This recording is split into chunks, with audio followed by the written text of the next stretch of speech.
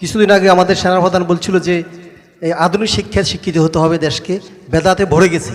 এই ব্যাপারে আপনার কোনো আছে কিনা?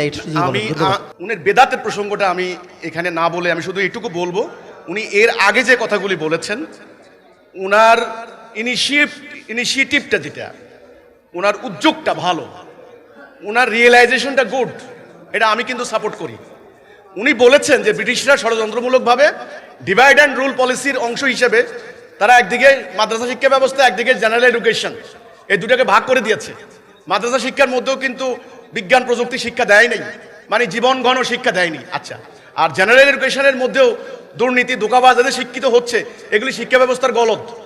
তো ঔপনিবেশিক যুগের শিক্ষা ব্যবস্থার ত্রুটি, বিচ্যুতি ইত্যাদি নিয়ে তিনি যে প্রসঙ্গটার অবতারণা করেছেন, এটার সাথে কিন্তু আমি একমত। এবং তিনি যে রিয়েলাইজেশনটা করেছেন যে না, এ ধরনের একটা সমন্বিত শিক্ষা ব্যবস্থা দরকার আছে। একদিকে আমাদেরকে দেশ দুনিয়া বাস্তবমুখী শিক্ষা লাগবে, আর একদিকে আমাদের মোরাল ভ্যালুজ, যেটা নীতি নৈতিকতা, দিনই শিক্ষা, সেটাও আমাদের লাগবে।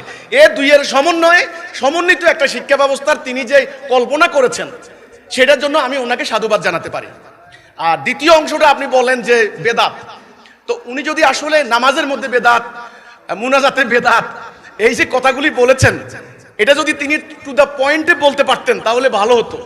এখানে মিশ্র প্রতিক্রিয়া সৃষ্টি হয়েছে।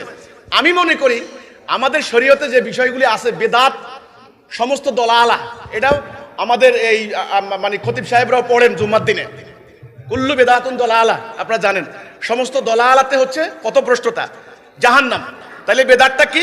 বেদাতটা হলো শরীয়তে আল্লাহ রাব্বুল আলামিন যেটা প্রেসক্রাইব করেছেন, প্রিসাইজ করেছেন, সেটার মধ্যে যদি নতুন কিছু সংযোজন করা হয়, সেটার নাম বেদাত। তা আমি বলবো সবচাইতে বড় বেদাত হচ্ছে এই রাষ্ট্র ব্যবস্থায় ব্রিটিশের দেওয়া ব্যবস্থা দিয়ে রাষ্ট্র পরিচালনা করা। এর থেকে বড় বেদাত আর নাই। উনি যেটা বললেন নামাজে বেদাত, মুনাজাতে বেদাত, এটা অত্যন্ত মাইনর বেদাত, অত্যন্ত লেস ইম্পর্টেন্ট বেদাত। আমাদের মাননীয় মানে সেনাপ্রধান মহোদয়, আমি মনে করি ওনার এই জায়গাটার চিন্তা শক্তিটা আরেকটু ওয়াইড পরিসরে করলে ভালো হতো। এটা আমার বক্তব্য। আপনাকে ধন্যবাদ।